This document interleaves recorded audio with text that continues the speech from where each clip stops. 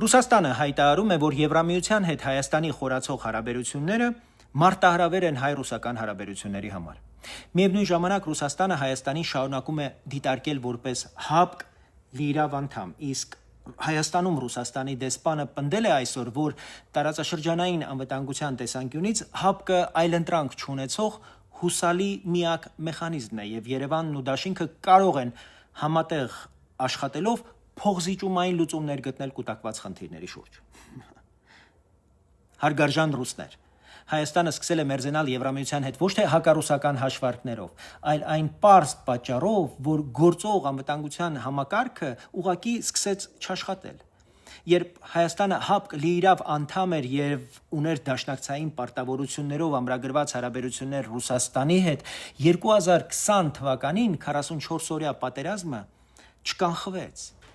2021-ին, 22-ին Հայաստանի ինքնիշխան տարածքի նկատմամբ բազմակի հարձակումները չարժանացան Դաշինքի նույնիսկ քաղաքական արձագանքին։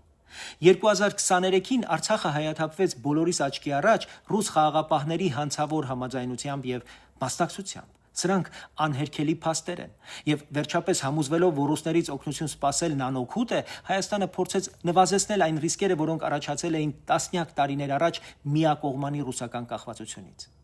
Հավաքական անվտանգության պայմանագրի կազմակերպությունը, որի մասին այսօր խոսվում է որպես այլընտրանք չունեցող, իրական ճգնաժամի պահին չի ապահովել իր անդամ երկրի անվտանգությունը։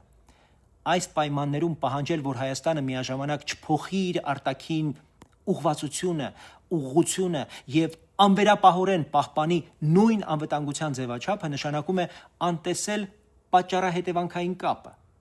Հայաստանը չի հրաժարվում գործընկերությունից, Հայաստանը հրաժարվում է մի մոդելից, որը ճգնաժամի պահին արդյունավետ չի գործել։ Եվրամիության հետ մերձեցումը չի չեղարկում որևէ պարտավորություն, այն պարզապես լրացնում է այն անվտանգային եւ քաղաքական վակուումը, որը տարիներ շարունակ չի լրացվել ոչ ՀԱՊԿ-ի, ոչ էլ Ռուսաստանի հետ երկկողմ հարաբերությունների միջոցով։